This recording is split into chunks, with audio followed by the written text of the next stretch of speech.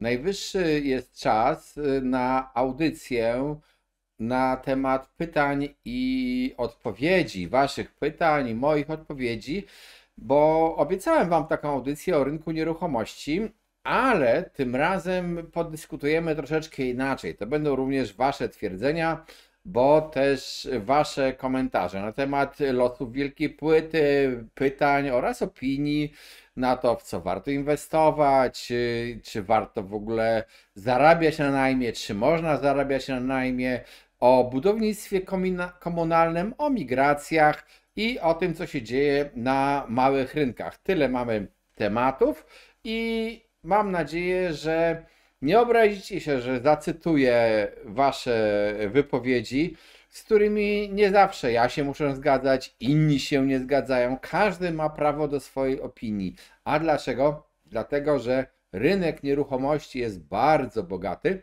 i w dodatku bardzo często lokalny.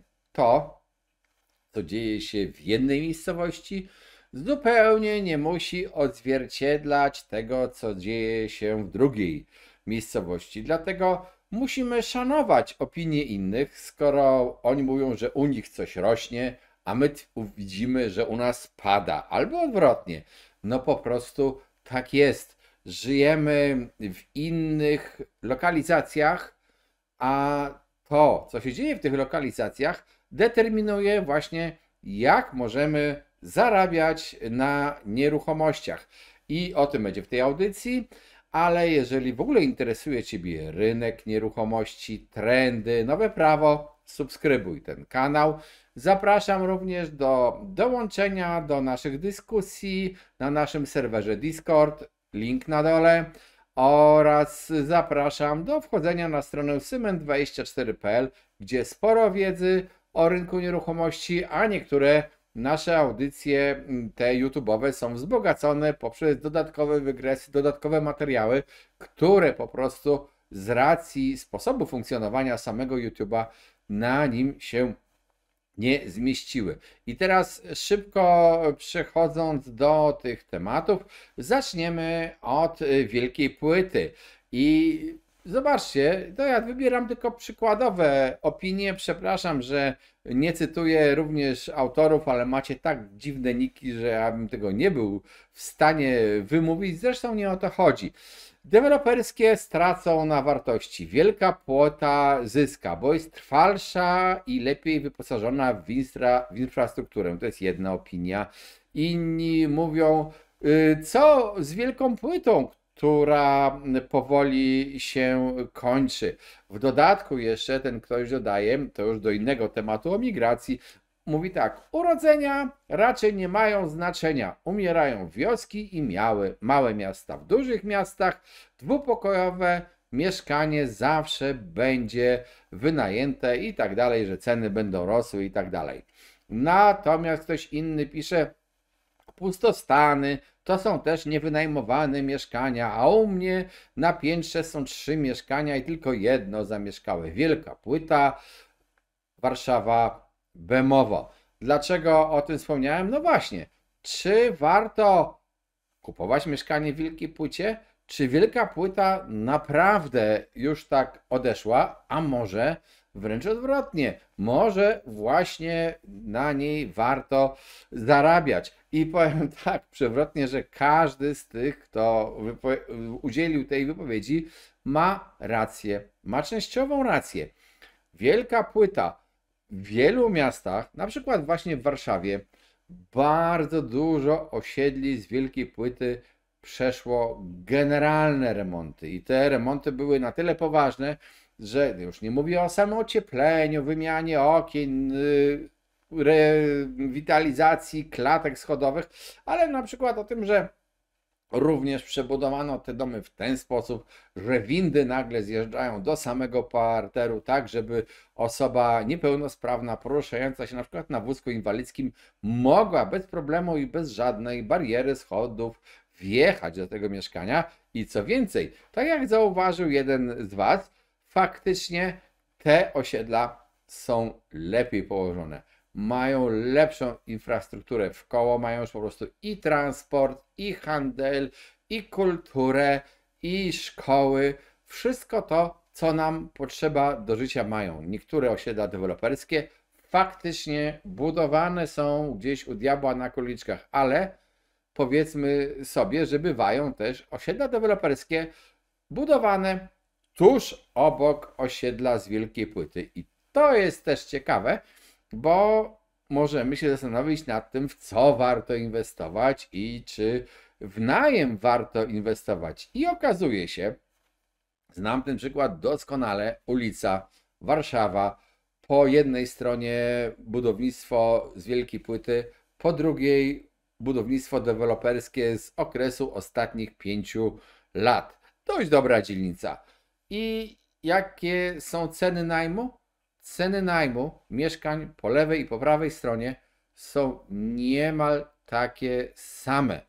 A jeżeli ktoś chciałby kupić mieszkanie, to w Wielkiej Płycie jest tańsze od tego w tym bloku deweloperskim.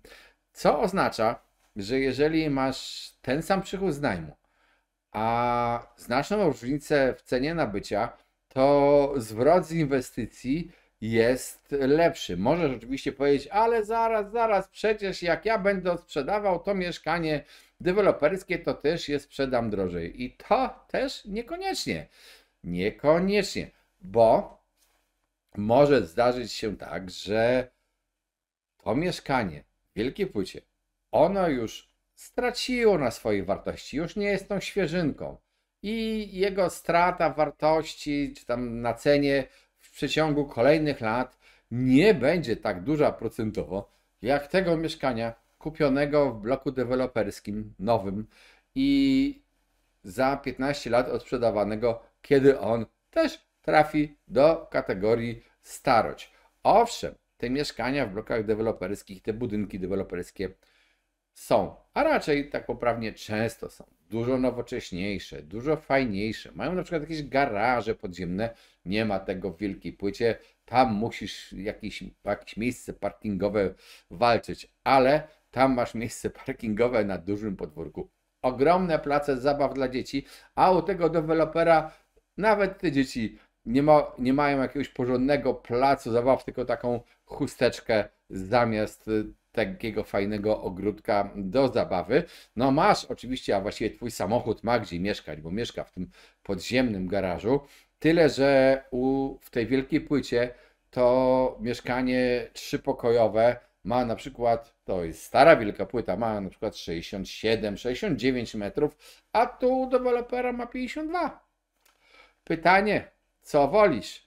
Mieszkanie w nowoczesnym bloku, za to w mieszkaniu znacząco mniejszym? Czy też wolisz tą samą lokalizację, chodzenie do tych samych sklepów, odjeżdżanie autobusem z tego samego przystanku, ale w bloku, w którym mieszkanie jest większe? Oczywiście każda budowa kiedyś się starzeje, ale wszelkie pogłoski, jak na razie się wydaje, o tym, że ta Wielka Płyta ma nagle runąć, nie do końca są prawdziwe. Oczywiście są miejscowości, w których ta Wielka Płyta to było budownictwo, już powiedziałbym, haniebne jakościowo i nie przeszło tych remontów i też znajduje się w złych miejscach. Wobec tego to wszystko, co ja powiedziałem o tym osiedlu, tych dwóch osiedlach porównywanych w Warszawie, no to może w danej miejscowości zupełnie inaczej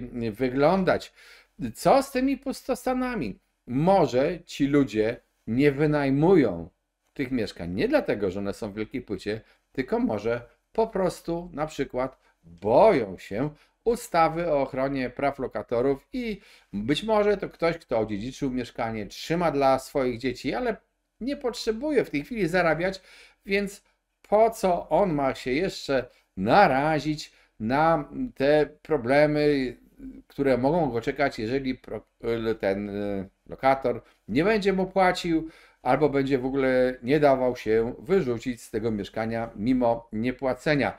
To jest problem prawny, nie problem samej lokalizacji czy samego rodzaju budynku, tylko problem po prostu ustawy o ochronie praw lokatorów. Chciałbym, żeby nowy rząd zajął się tym tematem, ale Szczerze mówiąc, dość cienko to widzę, ponieważ przez tyle lat żadna władza, podkreślam, nie zmierzyła się odważnie z problemem ochrony praw osoby wynajmującej. Równowaga praw między lokatorem a wynajmującym w Polsce jest wyraźnie zaburzona i nikt z tym nie robi. Niestety nic. Najem, kontynuując dalej, mamy takie twierdzenia. Jedno, najem siada. Krótko i dosadnie. Drugie, najem 7% ROI z najmu plus minimum 5% na wzroście wartości. To dało komuś 12 do 15% zysku. No to powiedzmy sobie tak. Prawdą jest, że w tej chwili w większości miejscowości, lokalizacji popyt na najem mocno usiadł. Wiąże się to z kilkoma takimi jednoczesnymi występującymi zjawiskami i link do audycji o najmie na dole, gdzie omawiamy te zjawiska. W skrócie powiem tak, z jednej strony wzrasta ilość mieszkań przeznaczonych na wynajem. Wiele osób zainwestowało w takie mieszkania i po prostu znacząco zwiększyło ofertę. Jednocześnie z powodu między innymi też demografii, nie tylko, ale też demografii, maleje liczba osób, które są zainteresowane najmem. Jeżeli nasze roczniki spadają, jeżeli w tej chwili mamy do czynienia z dołkiem w takim roczniku typowo studenckim 2003, to jak możemy spodziewać się z dołkiem urodzeń wtedy, to jak możemy się spodziewać, że dzisiaj będzie tłum studentów pragnących wynająć mieszkanie. To samo zresztą z Ukraińcami i tak dalej, i tak dalej. Odsyłam link na dole, bo to żeśmy dokładnie rozważali. Najem 7% ROI z najmu, dobrze, niech tak będzie. Ja nawet nie będę dyskutował na ten temat, ale bardzo mi się spodobało te plus minimum 5% na wzroście nieruchomości, wartości, co razem dało komuś 12 do 15% zysku. Matko Boska, przecież to się po pierwsze w ten sposób nie dodaje. A po drugie, ciekawe jak można sobie założyć minimum te 5% na wzroście wartości, czy też na cenie, jak rozumiem bardziej, mieszkania, która będzie hipotetyczna, bo cena to jest to, co zostało zapłacone, ale liczymy, że ktoś nam za rok, czy za 2, czy za 5 będzie płacił co roku o 5% więcej. To jest troszeczkę, tak powiedziałbym, bójda na resorach. Po pierwsze, a gdzie koszty utrzymania tego mieszkania, gdzie koszty jego remontów, gdzie koszty przestojów w wynajmie, a po raz kolejny podkreślam, że to nie jest prawdą, że rynek nieruchomości ciągle drożeje. Macie też audycje, gdzie pokazujemy cykle rynkowe i ktoś mówi zaraz, ale to w długim trendzie nieruchomości zawsze drożeją. To też jest nieprawda. Historia zna doskonale przykłady miast upadłych. I to na świecie, ale także w Polsce. Miast, które tracą na wartości. Wobec tego należy się zastanowić. Oczywiście każdy z nich, z tych, który się wypowiadał, może mieć rację, bo w jego przypadku faktycznie taki zwrot może dzisiaj być. Ale czy ta wartość będzie rosła zawsze? A komuś innemu najem siada, bo ma mieszkanie w miejscu mniej atrakcyjnym, albo po prostu może jest tak uparty i nie akceptuje tego, że dzisiaj powinien zażądać o 100 zł, może o 200 zł mniej czynszu i nie miałby problemu ze znalezieniem najemcy. To jest rachunek ekonomiczny.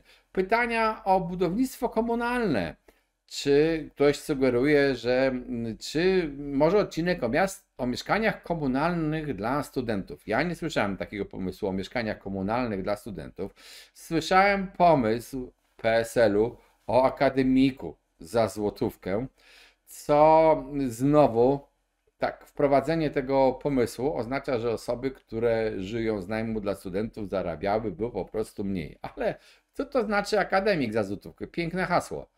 Tylko że uczelnie w tej chwili, większość uczelni nie ma tylu miejsc w akademikach, albo spora przynajmniej część uczelni nie ma tylu miejsc w akademikach, ilu studentów ich uczelni chciałoby mieszkać w tym akademiku. Wobec tego też istnieją akademiki prywatne, a inni studenci wynajmują, czy to samodzielnie, czy wespół w zespół, mieszkania w kilka osób razem.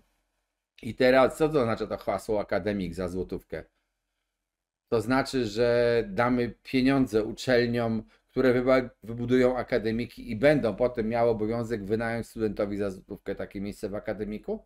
Czy też dofinansujemy akademiki prywatne i będziemy dawali po prostu dopłatę studentom do płacenia czynszu i czy będziemy w takim razie dopłacali tym studentom, którzy nie znaleźli miejsca ani w akademiku prywatnym, ani w tym uczelnianym i musieli wynająć na mieście jakieś mieszkanie. Dopłaty do czynszów, dopłacanie najemcom do czynszów. Tak, to działa tak samo mniej więcej jak dopłacanie w postaci dopłaty do rat, do kredytu 2% nabywcom. Skutek zawsze jest ten sam. Te pieniądze z dopłaty przejmują ci, co sprzedają, albo ci, co wynajmują komuś te mieszkanie, czyli właściciele w uproszczeniu. Jeżeli ja bym był właścicielem i dowiedziałbym się, że mój najemca ma dopłatę 800 zł, to mój czynsz rośnie natychmiast o 800 zł. To jest bardzo prosty mechanizm i nie dlatego, że ja jestem taki zły, tylko że tak po prostu ludzie mają i tak na świecie robią.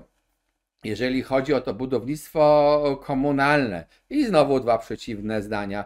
Budownictwo komunalne, socjalne, budownictwo komunalne, myślnik socjalne jest największym rozdawnictwem, marnotrawstwem i promocją nieudaczników, nierobów, patusów, przegrywów i tak dalej przez ten cały post. Już nie chce mi się go dalej czytać. Ktoś inny pisze, budownictwo komunalne będzie konkurencją dla deweloperów i w końcu nabiorą pokory. I powiem, obydwoje macie rację.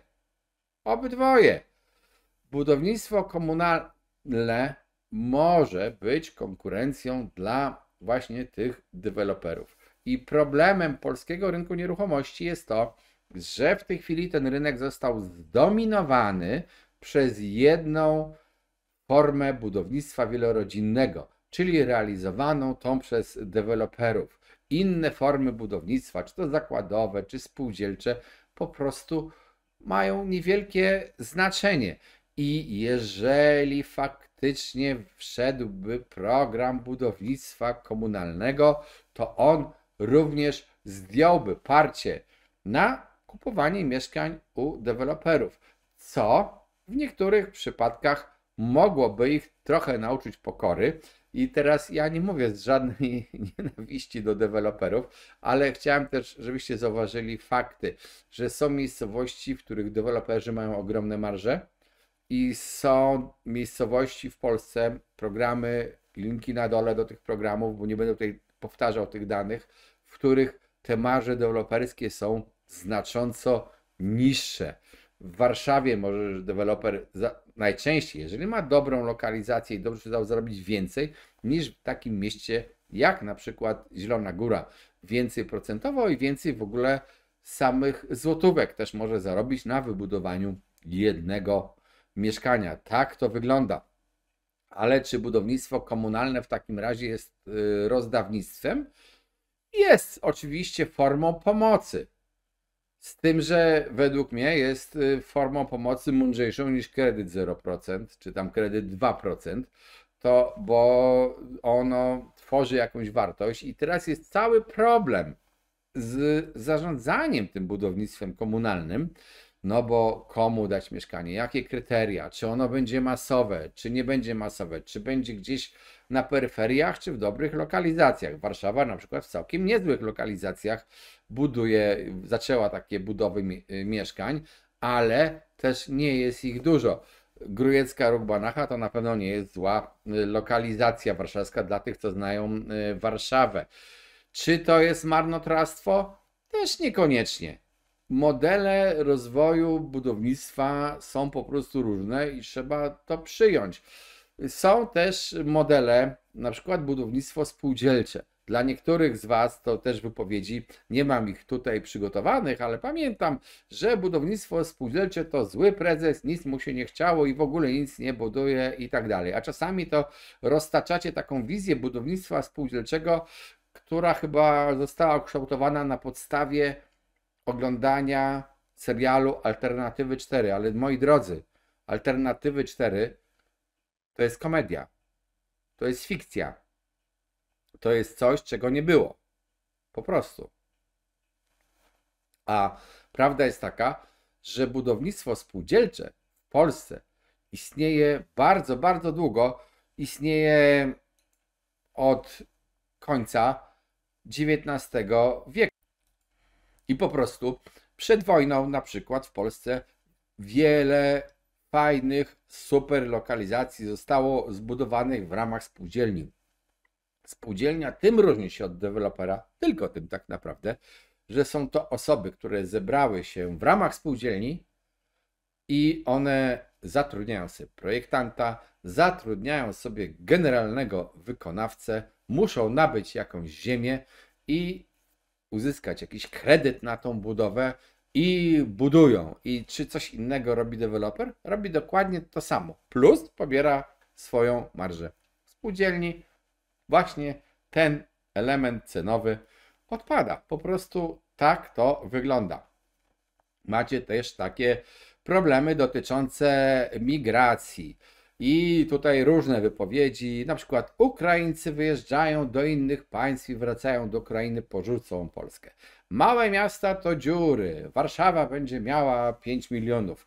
Szczerze mówiąc, prognoza demograficzna dla Warszawy w ogóle tego nie pokazuje.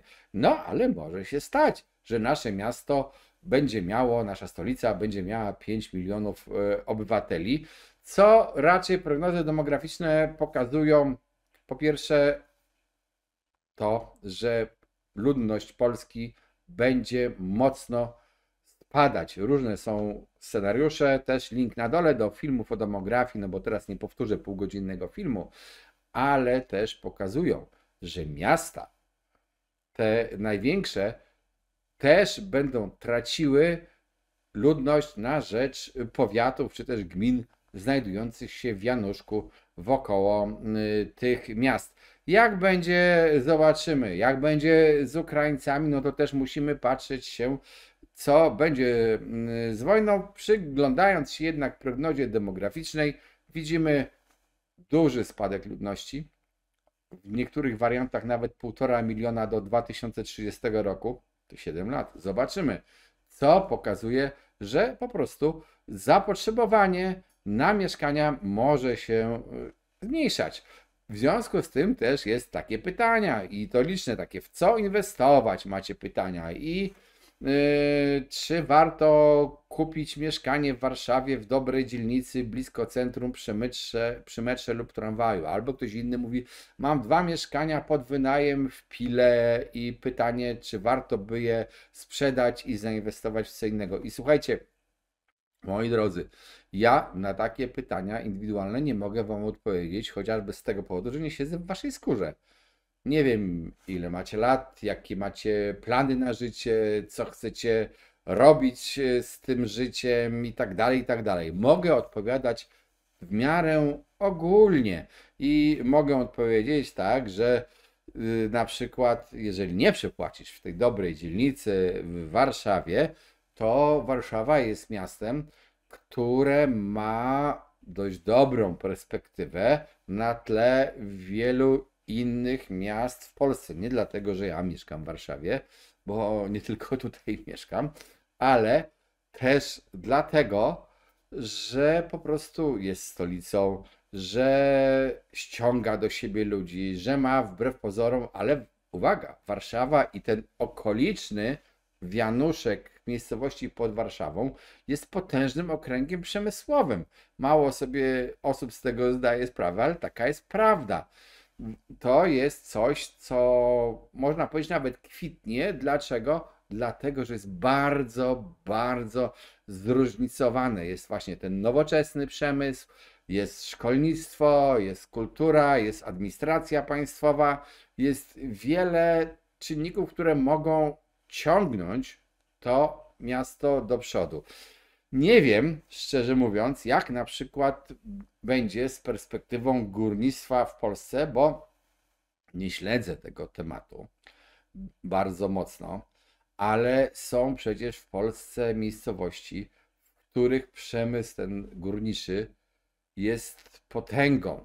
I bardzo często jest też tak, że jeżeli mamy jakiś przemysł czy gałąź usług, wszystko jedno, kluczową dla danego rejonu, to ona jednocześnie generuje dodatkowe prace.